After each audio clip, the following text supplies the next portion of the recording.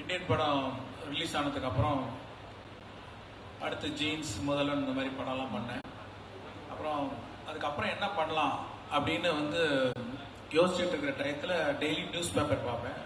News பேப்பரில் பார்த்தீங்கன்னா இங்கே லஞ்சம் வாங்கினாங்க, இங்கே லஞ்சம் கேட்டாங்க, இங்கே ஒரு ஒரு ரொம்ப ஒரு ஏழை விவசாயி அந்த லஞ்சம் கொடுக்காம முடியாமல் ரொம்ப சிரமப்பட்டார். இந்த நியூஸ்லாம் பார்க்கும்போது உடனே எனக்கு நம்ம இந்தியன் சேனாபதியோட ஞாபகம் தான் வரும். சரின்னு சொல்லிட்டு இப்போ சேனாபதி வந்தால் எப்படி இருக்குன்னு யோசிப்பேன். ஆனால் அது ஒரு கதையாக வரல.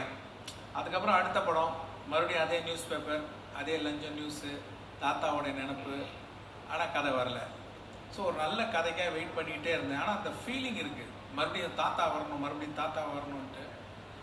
2.1 டயத்தில் ஒரு நல்ல ஒரு கதையாக ஃபார்ம் ஆச்சு. சார்கிட்ட சொன்னேன், சாருக்கு பிடிச்சது, உடனே பண்ணிடலான்னு முடிவு பண்ணோம்.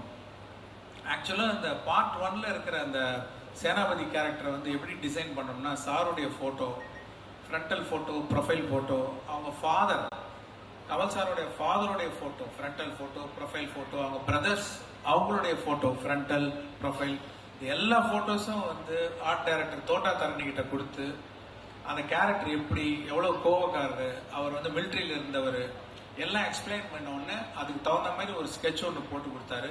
அதை பார்த்த உடனே எனக்கு ஒரு கூஸ் பம்ப்ஸ் வந்துச்சு. அந்த கேரக்டர் நீங்கள் பார்ட் 1ல் பார்த்தீங்க. அதே 25 வருஷம் கழிச்சு நாங்கள் ஃபோட்டோ ஷூட் எடுக்கும்போது அவர் அந்த கெட்டப்பில் நிற்கும் போது சேம் கூஸ் பம்ப்ஸ், ஒரு மாதிரியான ஒரு ஃபீலிங் இருந்தது. அதை எப்படி எக்ஸ்பிளைன் பண்ணுறதுன்னு தெரியல. ஏன்னா இதே ஃபீலிங் தான் ஃபர்ஸ்ட் பார்ட் எடுக்கும்போதும் ஃபர்ஸ்ட் டே வந்தப்போ அதே ஃபீலிங், கூஸ் பம்ப்ஸ்.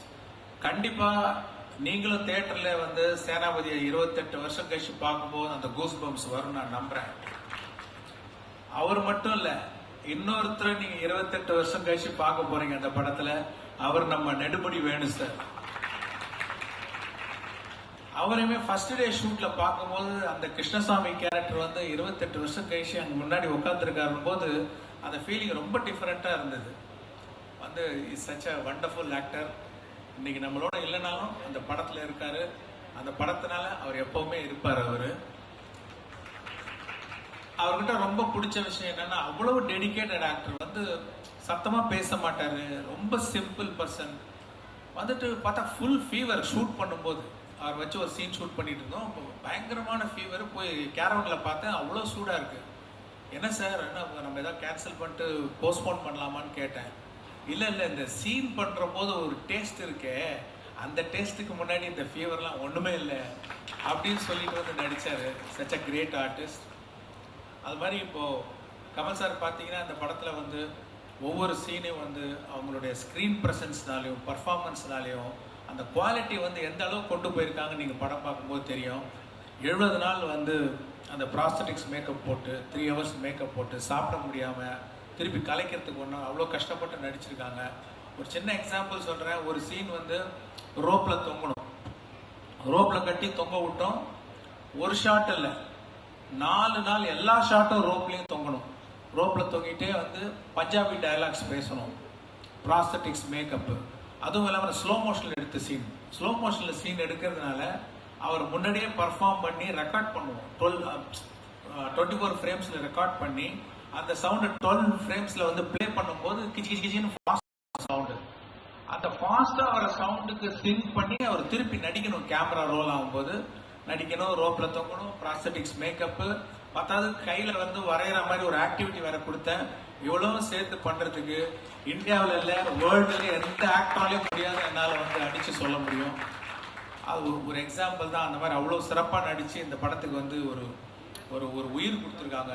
அதே மாதிரி சித்தார்த்து ரொம்ப சிறப்பாக நடித்து, அவர் பாபி சிம்மா, அப்புறம் விவேக், அப்புறம் பிரியா பவானி சங்கர், ரகுல் பிரீத் சிங், இந்த மாதிரி நிறைய பேர் இந்த படத்துக்கு நடித்து அவங்களுடைய எக்ஸ்பீரியன்ஸ் ஆக்டிங்னால ஒரு ஸ்ட்ரென்த் கொடுத்துருக்காங்க. அப்புறம் மிஸ் வேர்ல்ட் 2000, மிஸ் யூனிவர்ஸ் 2017 டெமிலே தெபோன்னு ஒருத்தவங்க அந்த கேலண்டர் சாங்கில் அவ்வளோ அழகாக டான்ஸ் ஆடிருக்காங்க. நம்மளுடைய தமிழ் பாட்டை பாடியிருக்காங்க. இது மாதிரி நிறைய அட்ராக்ஷன் இருக்குது இந்த படத்தில். அதுவும் இல்லாமல் நம்ம கேரளாலேருந்து நிறைய கலைஞர்கள் ஒர்க் பண்ணியிருக்காங்க. Pattanam Rasheed national award winner மேக்கப்ல ஒர்க் பண்ணியிருக்காரு. Satheesan costumes national award winner, அவர் ஒர்க் பண்ணியிருக்காரு. நண்டு போட்வால் அவர் ஆக்ட் பண்ணியிருக்காரு. அப்புறம் பாத்தீங்கன்னா இந்த அனிருத் வந்து ரொம்ப அருமையான சாங்ஸ் கொடுத்துருக்காரு. டெக்னீஷியன்ஸ் ஒவ்வொருத்தருக்காக அந்த படம் பார்க்கலாம். வந்து ரவிவர்மனுக்காக பார்க்கலாம், கேமராமேன், ப்ரொடக்ஷன் டிசைனர் முத்துராஜ் சாருக்காக பார்க்கலாம்.